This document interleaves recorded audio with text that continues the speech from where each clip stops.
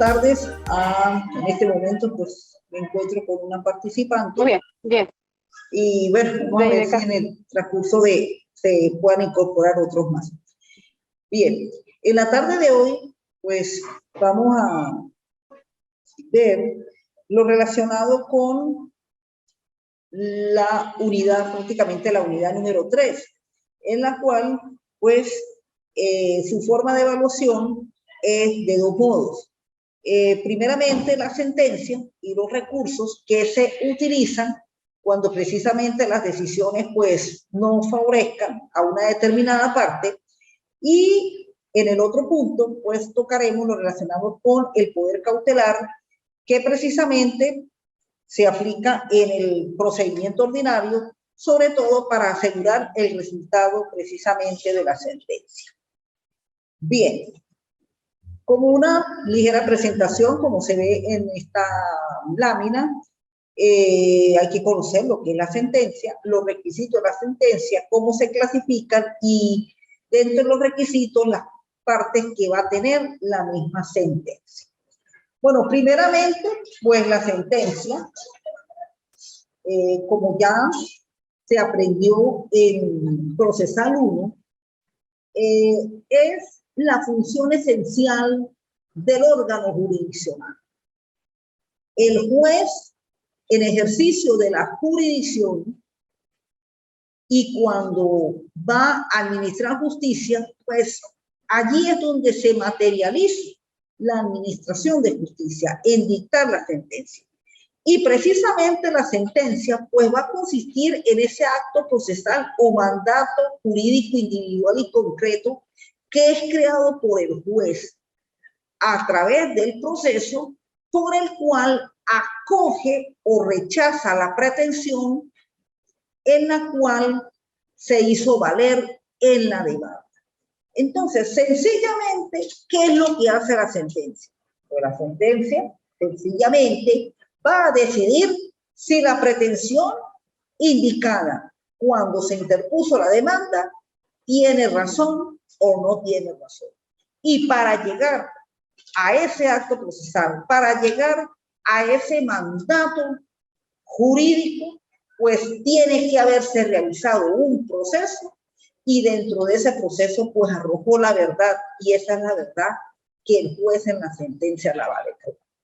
Entonces, al declarar admitido o rechazada la pretensión a través de la sentencia, es donde el juez va a ejercer lo que se llama la función jurisdiccional, es decir, va a ejercer la jurisdicción a través de este acto procesal llamado sentencia. Bien, la normativa de la sentencia, acá en el Código de Procedimiento Civil, comienza desde el artículo 242 en adelante. La sentencia se pronuncia en nombre de la República de Venezuela, bueno, ahora República Bolivariana de Venezuela, y por autoridad de la ley, lo establece el 242. Y en el 243, pues vamos a encontrar dos aspectos de la sentencia. Por un lado, los requisitos de la misma. Y dentro de estos requisitos vamos a encontrar también las partes en que se estructura la sentencia. Y allí en la lámina pues encontramos en el artículo 243 los requisitos de la misma. Los tres primeros, la indicación del tribunal que la pronuncia, la indicación de las partes y sus apoderados, y la relación que se hace, que prácticamente es una síntesis clara, precisa, lacónica de los términos en que ha quedado planteada la controversia sin transcribir en ella los actos del proceso que consta en acto. Es decir, cuando se hace esa primera relación, precisamente ahí que se coloca un extracto de todo lo que ocurrió en el juicio, desde que se admitió la demanda hasta la presentación prácticamente de los recursos. Entonces, todo eso se indica de manera breve, precisa y lacónica, sobre todo a los fines de indicar qué fue lo ocurrido en el juicio. Entonces, los tres primeros requisitos, la indicación del tribunal, la identificación de las partes y su apoderado y la síntesis lacónica, precisa y y claro de lo ocurrido en el juicio. Esa es la primera parte de la sentencia, que es la llamada parte narrativa. Ahí es donde se esboza lo que ocurrió en el juicio. El número 4 y el número 6, los motivos de hecho y de derecho a la decisión y la determinación de la cosa objeto sobre el cual recae la decisión, ese va a ser propiamente el trabajo del juez. Acá el juez es donde hace el análisis y la valoración de lo que se presentó en la demanda y lo que se presentó en la contestación de la demanda, los medios probatorios por el cual ambas partes presentaron, la manera como se evacuaron esos medios probatorios y sobre todo acogiéndose al sistema de la sana crítica y en parte también a lo que indican las normas jurídicas, que es el llamado sistema también de la tarifa legal cuando se valoran las pruebas, es lo que precisamente el juez va a concretar que la pretensión es valedera o no es valedera. Pero él hace previamente un análisis. A esos requisitos, el 4 y el 6, es lo que se llama la parte motiva. Y es allí donde precisamente está el trabajo del juez, y esa parte emotiva pues tiene que ser una etapa muy bien realizada a los fines que no incurran en los supuestos del 244, el 245 y sobre todo lo que es los elementos que pueden dar lugar a una nulidad de la sentencia al ejercerse un recurso de apelación. Y la parte decisiva, que es cuando el juez va a declarar la demanda, que es precisamente la pretensión que se está reclamando, con lugar o sin lugar, es lo que encontramos en el numeral 5, que es la parte decisiva. La decisión expresa, positiva y precisa con arreglo a la pretensión deducida y a las excepciones o defensas opuestas, sin que en ningún caso pueda absolverse la instancia. Es decir, el juez tiene que decidir, sea a favor o en contra, pero el juez tiene que dar un pronunciamiento. Y ahí es donde está precisamente el éxito de la tutela judicial, de la oportuna respuesta que el órgano jurisdiccional tiene que darle a todo aquel ciudadano que al ejercer los tribunales de la Administración de Justicia van a buscar la solución a sus conflictos. Por eso, ¿qué es lo que decide? El juez decide es si esa pretensión tiene razón o no tiene razón. Eso es lo que va a decidir el juez. Por eso, ese previo estudio, primero, en la motiva, donde analiza la demanda, analiza la contestación, cuando se produce la traba de la litis y precisamente las pruebas presentadas y evacuadas mismas, al hacer todo ese estudio, es donde va a decidir con arreglo a la pretensión indicada y a la defensa opuesta cómo es que debe ser la decisión. Lo que el juez no puede hacer es decir, no hay materia por decir, no, la pretensión se tiene que decidir con lugar o sin lugar, pero ella tiene que decidirse. En la clasificación, bueno, generalmente las sentencias, pues la sentencia por excelencia es la definitiva, que es la que se da en primera instancia, pero están también sentencias interlocutorias que ocurren en intermediaciones de los juicios. Está también sentencias definitivamente firme. Está también sentencias constitutivas, declarativas, de condena, sentencias de primera, segunda instancia y sentencias de reposición. Bien, bueno, muy buenas tardes. Bueno, aquí tenemos la presencia de dos participantes. Acá Jenny Rosso. ¿Ah? Jenny Rosso. Jenny Rosso, ahí me suena el nombre. Y aquí el caballero. Alejandro Aldana. Bueno, estamos. Usted es Alejandro Aldana. Eso sí, por ahí lo he visto en la foto. Bueno, en realidad estamos empezando. Solamente hay conectada participante Daisy Cáceres, y precisamente, pues bueno, voy a retomar rápidamente el inicio de la unidad 3, que es la sentencia. Precisamente, pues la sentencia es el acto del órgano jurisdiccional, del juez cuando él está administrando justicia. ¿Y qué es lo que sencillamente consiste ese acto jurisdiccional? Es declarar valedera o invaledera la pretensión indicada en la demanda. Porque precisamente cuando se dio en las primeras dos unidades, la primera y la segunda, lo relacionado a la demanda, pues la demanda es sencillamente la materialización de ese derecho de acción que tienen las partes. Las partes acuden al órgano judicial. ¿A qué acude el órgano judicial? A reclamar sus conflictos, sus intereses, la lesión de sus derechos. Eso lo tienen que hacer en base a una demanda. Esa demanda tiene sus requisitos que ya ustedes lo vieron en las unidades anteriores. Entonces, en la demanda tiene que estar indicada la pretensión, que es el evento por el cual se va a reclamar donde hubo la lesión de ese derecho o donde hubo el incumplimiento de ese acto, de ese negocio jurídico. En base a esa pretensión es lo que el juez va a decidir en la sentencia.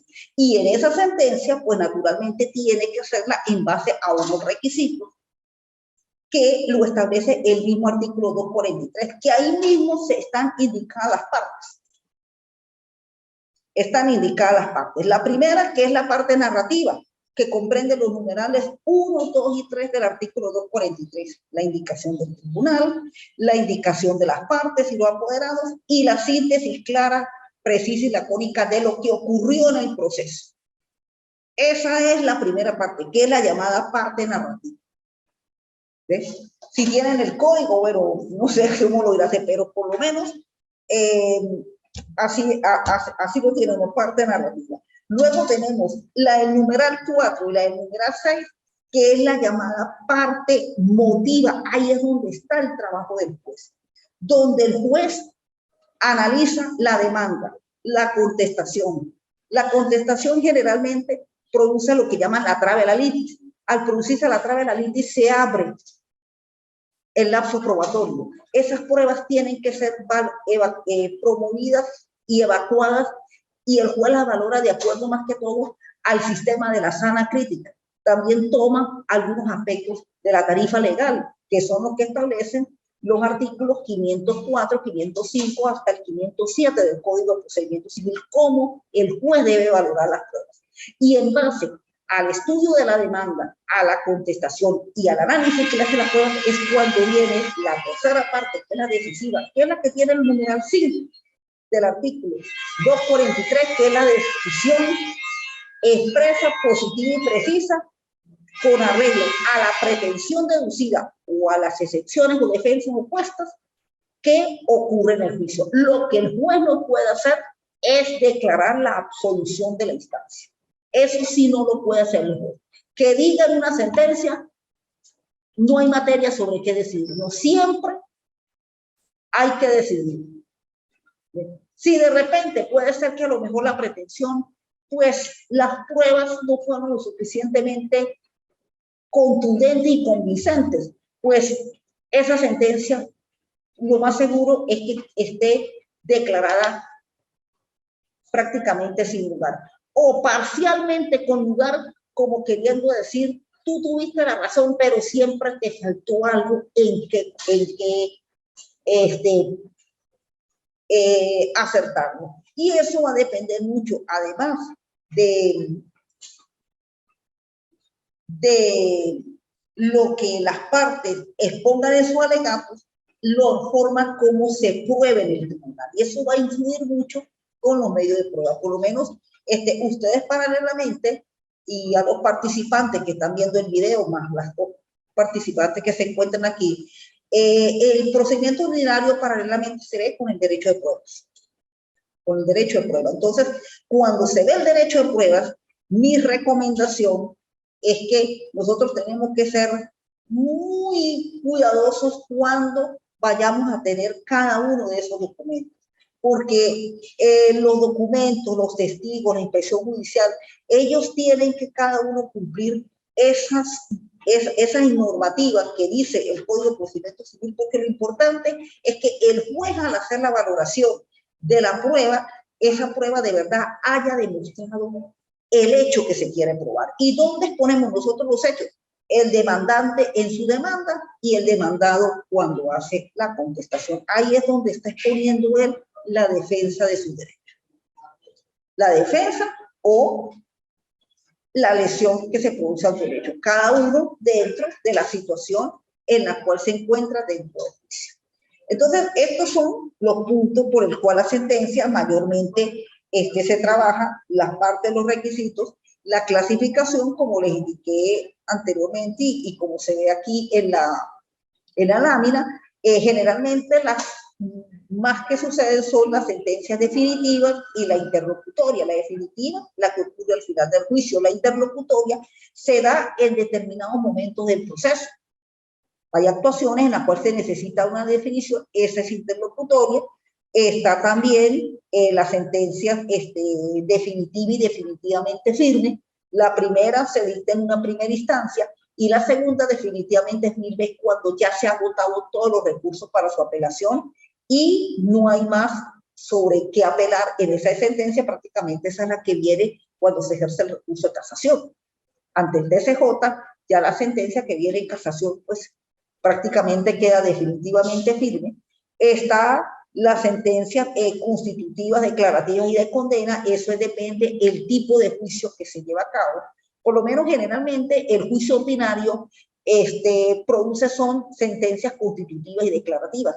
El de condena mayormente lo produce es el juicio ejecutivo dentro del libro cuarto de los libros especiales. Esos son los últimos procedimientos que se ven en el procesal 3. La sentencia primera y segunda instancia, eso es de acuerdo a el tribunal que la dicte. Primera instancia puede ser municipio o el tribunal de primera instancia propiamente dicho. Eso lo va a determinar es la cuantía.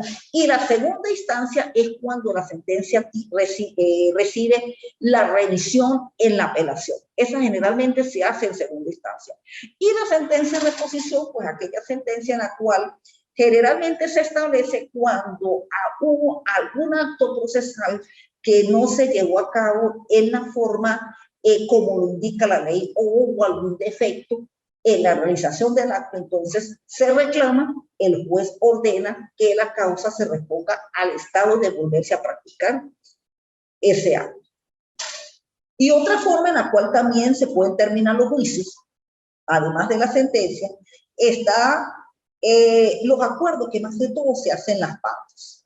Generalmente muchos acuerdos, está la conciliación, está la transacción y está la forma de terminar un juicio, sea por voluntad de la parte demandante o por voluntad del demandado.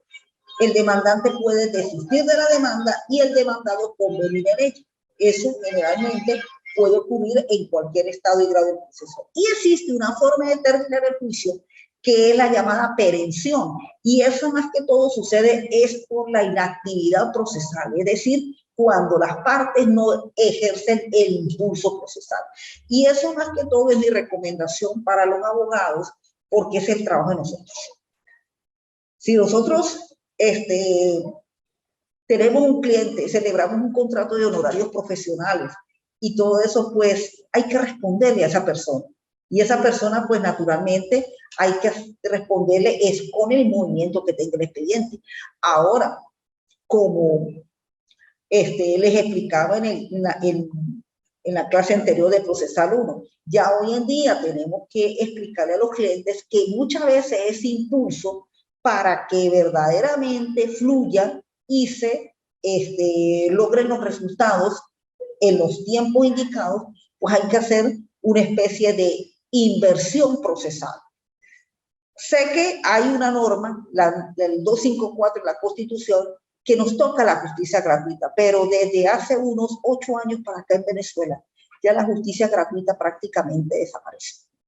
Ese deber del Estado de prácticamente permitir que los ciudadanos por sus actuaciones no tuvieran costos, eso producto de la hiperinflación, pues esta situación en Venezuela ya prácticamente, vamos a decir, que no existe.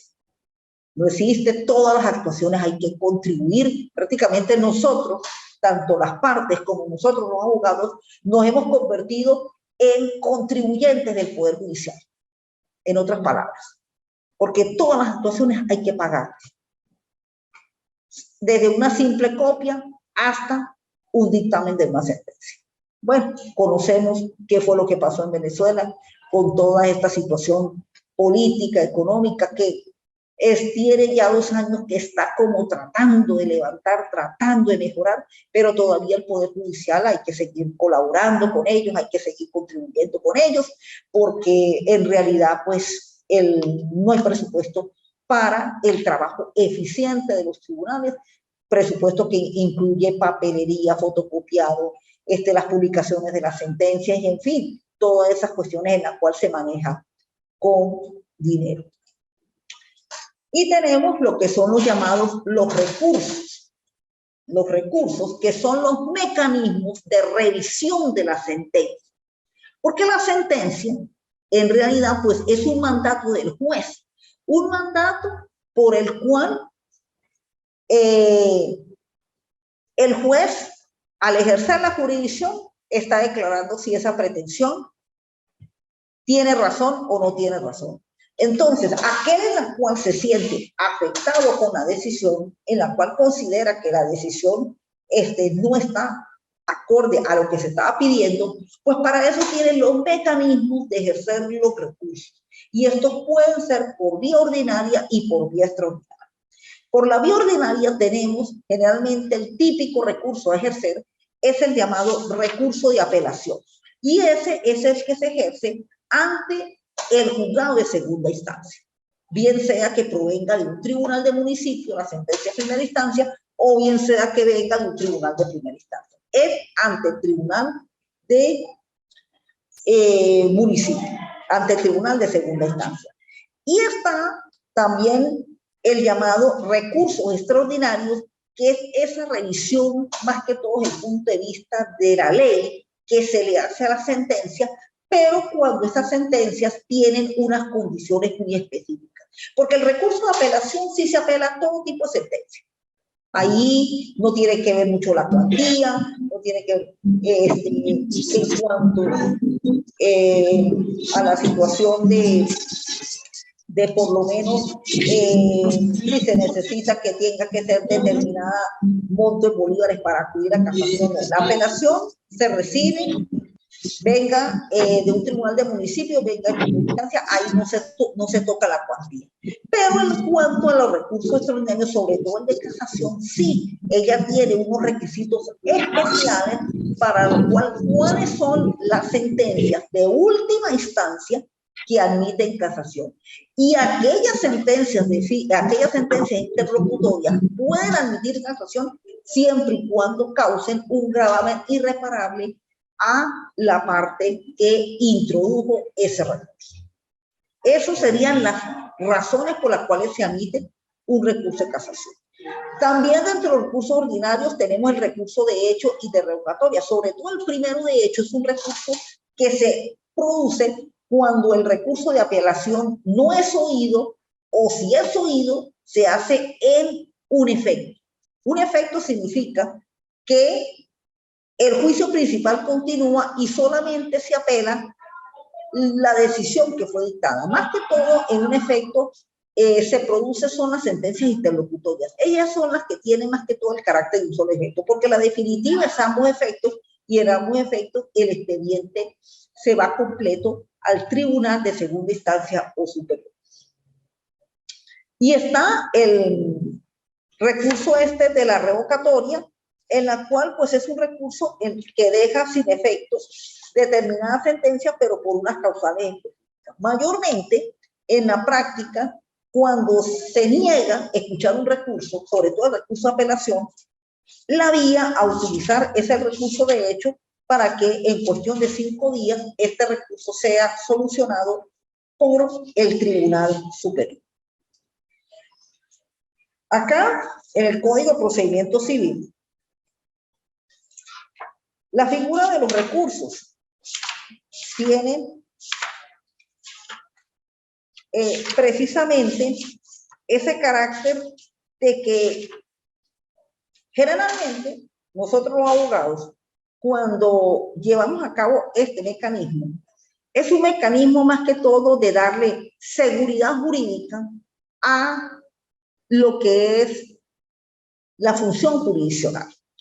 Porque generalmente la sentencia pues se apela y eso es prácticamente una práctica, como decimos popularmente, gaje del oficio, de que se produzcan las apelaciones y eso es normal. Pero el sentido más que todo de una apelación o hasta de un recurso de casación es darle seguridad jurídica sobre todo al correcto sentido de aplicación de las normas.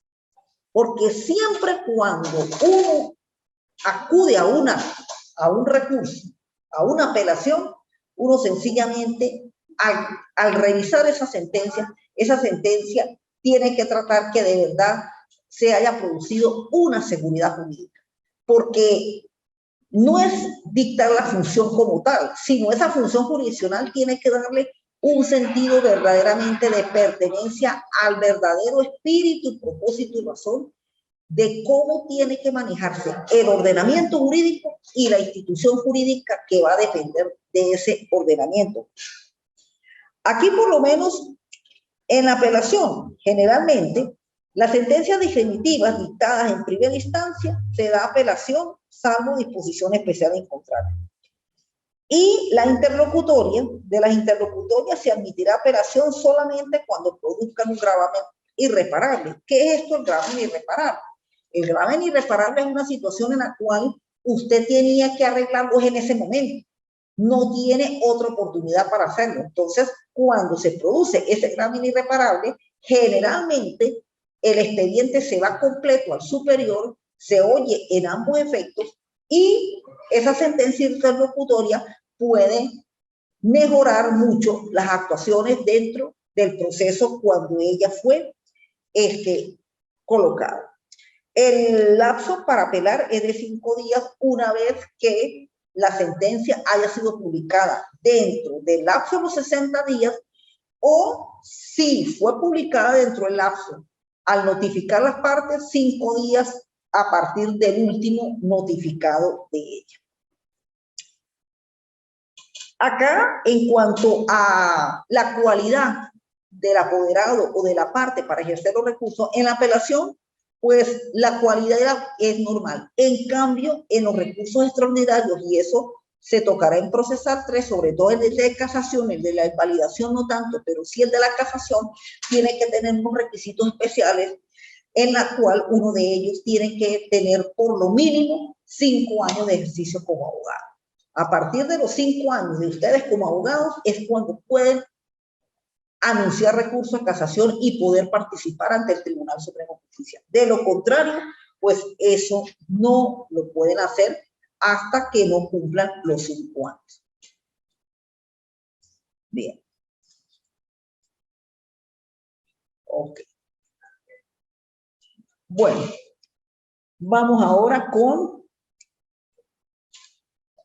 el otro tema y ahí pues podemos entrar a un ciclo de dudas, preguntas, si se tiene. Hasta el momento, pues, el tema de la sentencia es un tema en el cual se va a evaluar a través de un informe.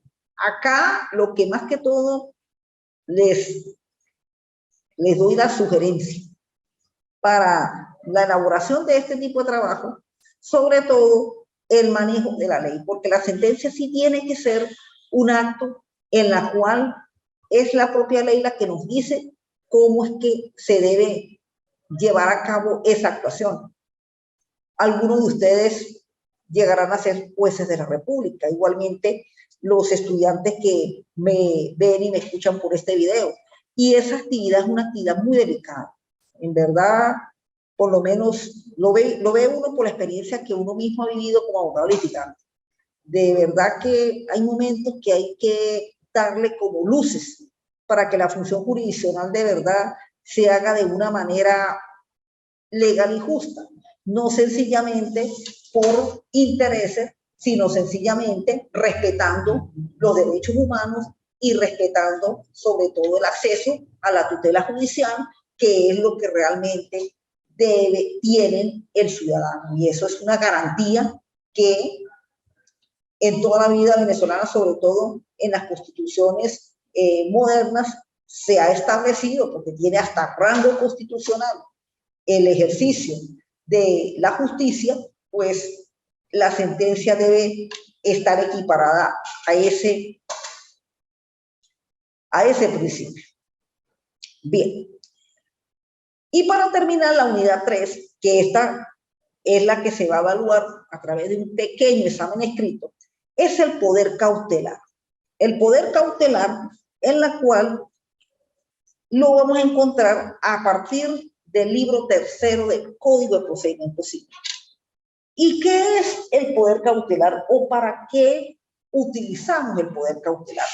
Mayormente, el proceso, dentro de su fin, cuando se llevan a cabo los actos procesales y cuando el juez dicta la sentencia, lo que se busca es que precisamente esa sentencia se ejecute. Se ejecute. La sentencia no es solamente dictarla, sino la sentencia hay que hacerla que ella tenga eficacia, que ella se materialice. Si la sentencia fue declarar el cumplimiento de una venta, pues la venta tiene que hacerse. Porque no tendría sentido declarar que se cumple la venta y pasan los años y resulta que la venta nunca se hizo y termina esa persona vendiéndole a otra persona, como muchas veces ha sucedido. Entonces, esa finalidad en la cual persigue la sentencia y persigue el proceso, pues muchas veces hay que procurar que esa actividad pueda ser satisfecha, pueda asegurarse que se realice, que se cumpla. Y por ello es que generalmente existe en el libro 3 lo relacionado al procedimiento cautelar, es decir, el dictamen de medidas con el fin de que la medida garantice que en el momento en que se dicte la sentencia y ésta se ejecute, la medida ejerza su presión y la sentencia se cumpla. Porque la medida tiene que nacer del juicio principal. La medida ya no puede lanzarse por sí solita. No, ella tiene una finalidad que es garantizar que precisamente la sentencia se cumpla y se ejecute. Por eso, en la lámina que ustedes pues pagan su video y que tienen en su material de apoyo, el procedimiento de las medidas cautelares generalmente primero lo encontramos en el libro 3 del Código de Procedimiento Civil, y el mismo tiene como finalidad asegurar que la parte vencida en el proceso garantice el pago de las resultas al producirse la ejecución de la sentencia. Es decir, si se le pidió al comprador o al vendedor la entrega del bien, pues sencillamente él tiene que entregarle el bien y entregarlo en las condiciones en las cuales consistió el negocio. Esa es la finalidad. En el caso que se pide una medida de prohibición y la dejan de grabar sobre ese bien. De aquí que la normativa de las medidas cautelares por lo menos se encuentran a partir del artículo 585 y siguientes de la Ley Adjetiva Procesal Civil. Me voy a permitir leer un momentico el 585 con respecto a cuándo deben proceder las medidas, porque ellas tienen que tener un requisito para que el juez las pueda decretar. Las medidas preventivas establecidas en este título las decretará el juez solo cuando exista riesgo manifiesto de que quede ilusorio la ejecución del fallo y siempre que se acompañe un medio de prueba que constituya la presunción grave de esta circunstancia y el derecho que se reclama. Bien, esta norma prácticamente esboza conjuntamente también con la del 588, ¿cuáles son ese mecanismo o esos dos elementos que el juez los establece a los fines de poder decretar la medida? Por un lado, que la medida sea sobre una situación que esté legalmente establecida. Y eso es lo que generalmente se conoce como el periculum in mora, que esté establecida en la ley. Porque usted no puede decretar una medida como juez en algo que no está permitido por la ley. Y el otro, que exista el riesgo de que el fallo no sea cumplido. Y eso es lo que sencillamente se llama el bono formal in de jure. Esos son dos requisitos que el 585 los exige: el forum bonum juren y el periculum in mora.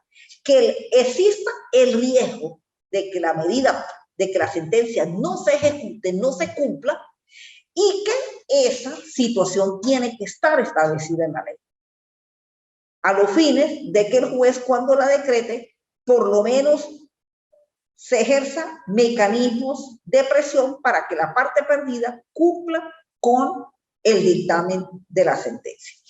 Esas medidas, pues las que normalmente se aplican son de tres tipos. Una hacia los bienes muebles, que es el llamado embargo. El otro hacia los bienes inmuebles, que es la llamada prohibición de enajenar y gravar. Y el secuestro, que generalmente se aplica cuando los bienes pertenecen sobre todo al que demanda. Y el secuestro sí tiene una característica de que son juicios muy específicos, no se aplica hacia todo juicio, como sucede con la prohibición de enajenar y gravar o como sucede con el embargo. No, el secuestro generalmente, la norma de aquí se le indicó,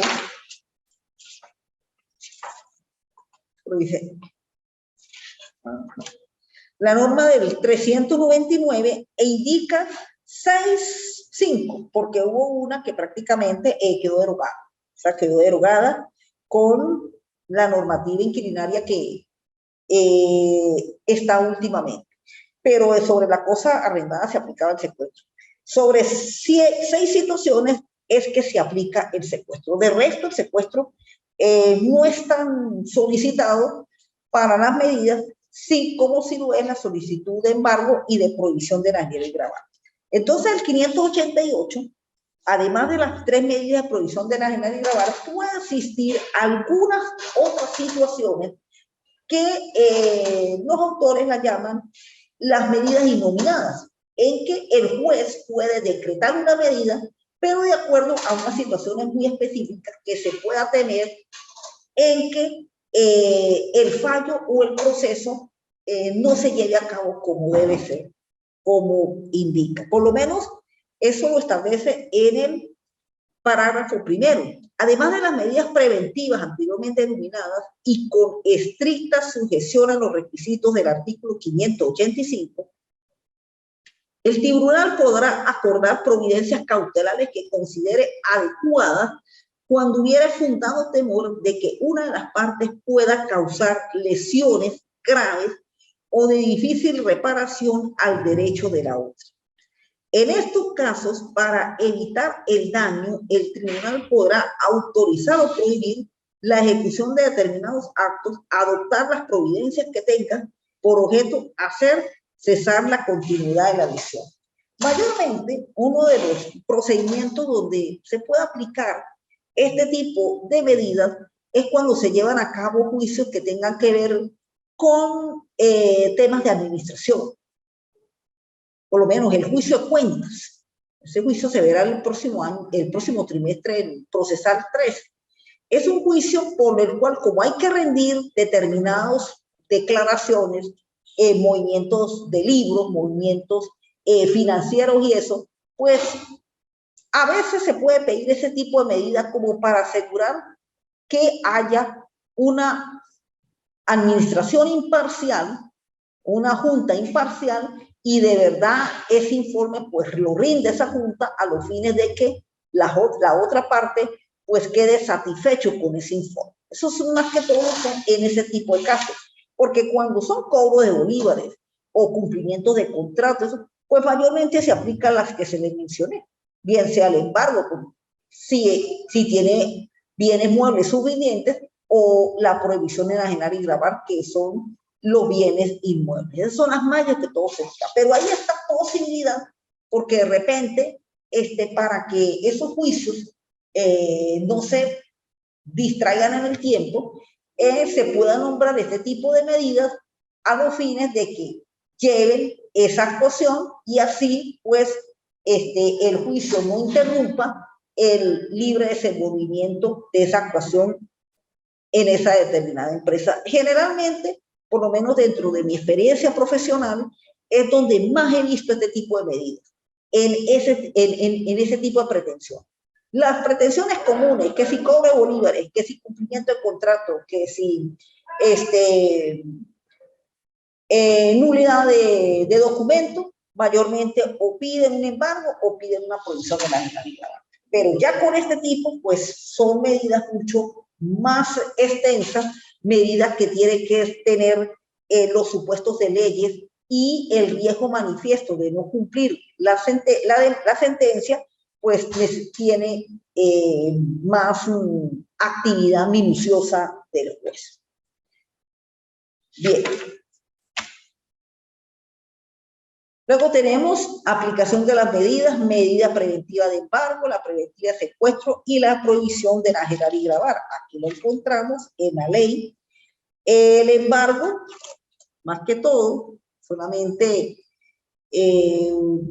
voy a leerles el artículo que lo encabeza. A pedido de la parte, el juez se trasladará a la morada del deudor o a los sitios de establecimiento donde se encuentren los bienes a embargarse para ejecutar la medida. A tal fin podrá ordenar la apertura de puertas y de cualquiera depósitos a recipientes a solicitar cuando fuera necesario con el auxilio de la fuerza pública. Es decir, ¿qué sucede con esta medida de embargo? Generalmente el juez se traslada al sitio donde mayormente se encuentra el bien, en ese momento lo afecta, él va a ser a un llamado depositario judicial, va a tener el resguardo hasta que se produzca ya la ejecución definitiva de la sentencia, con la ejecución igualmente definitiva de ese bien, que mayormente en el procedimiento de ejecución, que eso es lo que se tocará en el último encuentro, se abre lo que es el procedimiento de la, primero se hace el avalúo, luego el de la subasta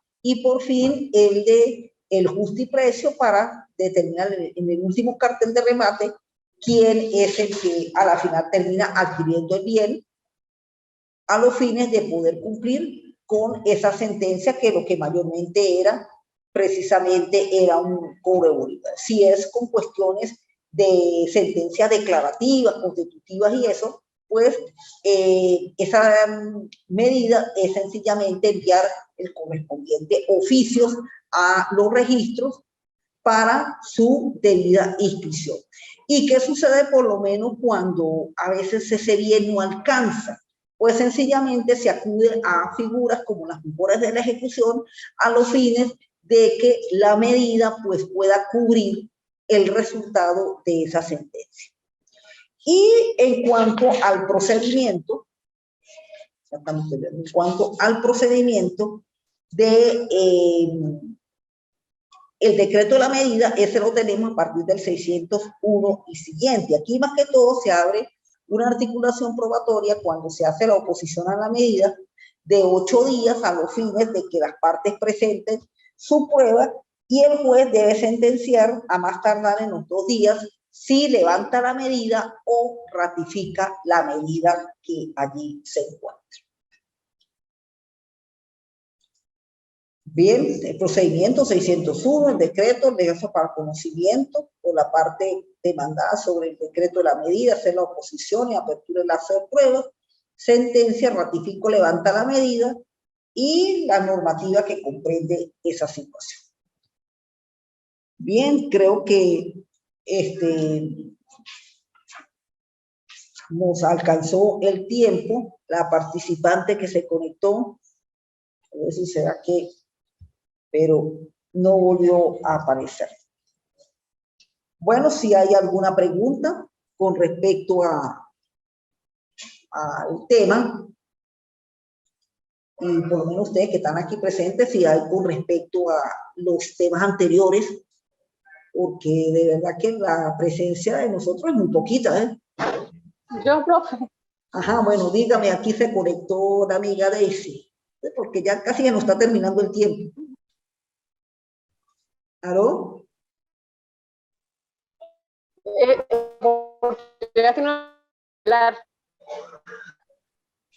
A ver, dígame. ¿Cuántas oportunidades tiene uno para pelear? La medida se pide una sola vez en el juicio. Y si en esa vez que se pide en el juicio es cuando el juez decreta la medida, es una sola vez. No se puede decretar en otra oportunidad. Es en una sola vez. Por eso es que cuando se pide la medida, pues hay que estar muy seguro de que se dé el resultado, porque usted no puede pedir medidas cada rato, sino se pide una sola vez. Claro. Bien sustentada. Sí, claro, por supuesto. Bien. Oye, hay que probar el riesgo manifiesto de que el fallo no se ejecuta y que esté lo legal, que son los dos elementos, el fono bolo iure y el periculum in mora. Esos son los dos elementos que hay que demostrarle al juez para que le decrete la medida. Lo contrario, las medidas son muy difíciles de decretar. Eso no es tampoco que es tan fácil. Es tan fácil. Ok, profe. ¿Cómo no? ¿Otra pregunta? Gracias. ¿Cómo no? Aquí los que están presentes. Yo quisiera en cuanto a la sentencia interrogatoria, quisiera un ejemplo más específico para poder comprender. Mire, mayormente la interlocutoria se produce en instancias del proceso. Por lo menos, la primera interlocutoria que se produce es cuando se interponen cuestiones previas. Esa es la primera. Y ahí hay mecanismos en los cuales más hasta ya estoy haciendo los informes de una. ¿Ve? Porque, ¿qué sucede? La cuestión previa es el mecanismo por el cual la parte demandada objeta determinadas situaciones ocurridas en la demanda. El juez decide y de acuerdo a esa decisión, la parte demandante puede ver cercenado su derecho a seguir actuando o sencillamente puede seguir actuando.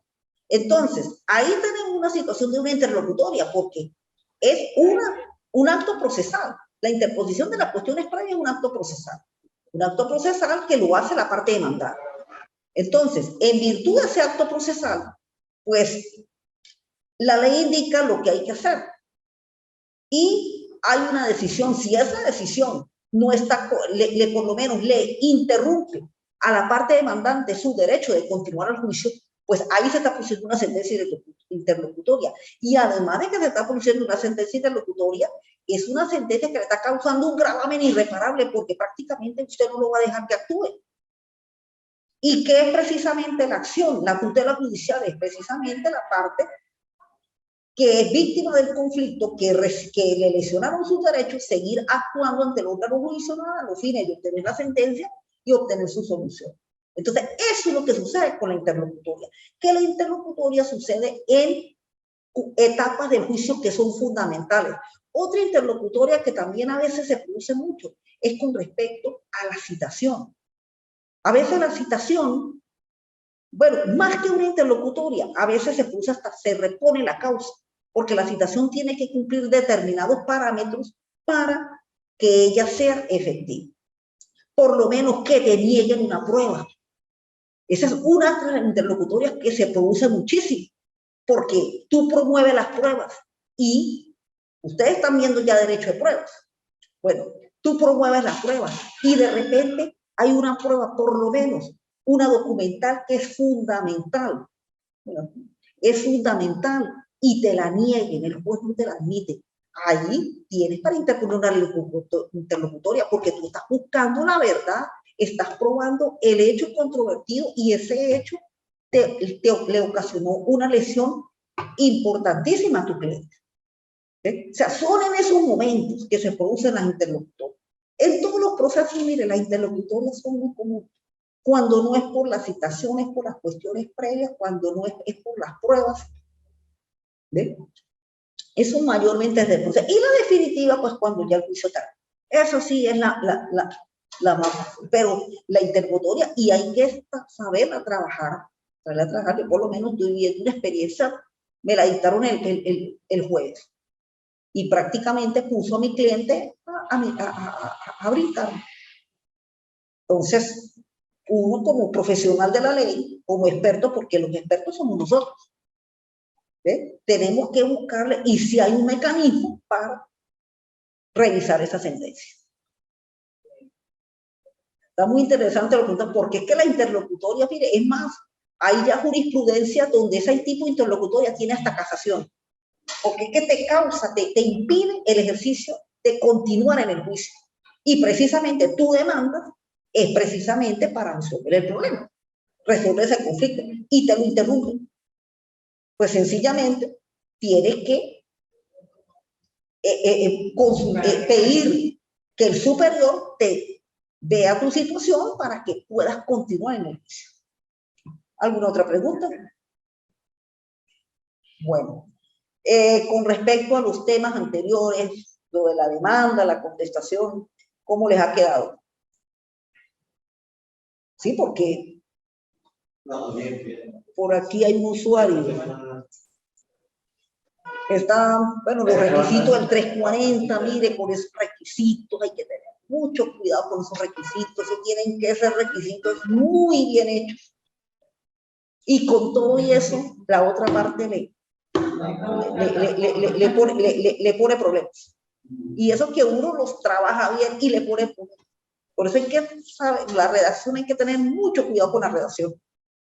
Y la redacción, mire, hay que seguir esto. Usted me disculpará el código, pero así será como lo tengo trabajándolo en 30 años. Que tiene este código, tiene más. Este código lo compré, se compró en el año 89. Tiene más de 30 años, sí. Pero aquí está.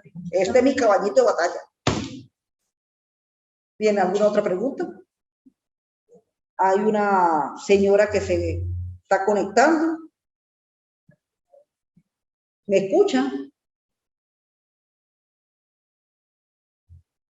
Bueno, sí, la pregunta, la oportunidad, la medida, eso se hace en una sola vez que se pide la medida y bueno, ahí que cuando uno la pide seguro que se la decreten porque después no tiene otra oportunidad para presentarla, no la hay, no es que la ley expresamente lo dice. Bien, no sé si, creo que ya por el tiempo, creo que el tiempo terminó. Sí, no, ya.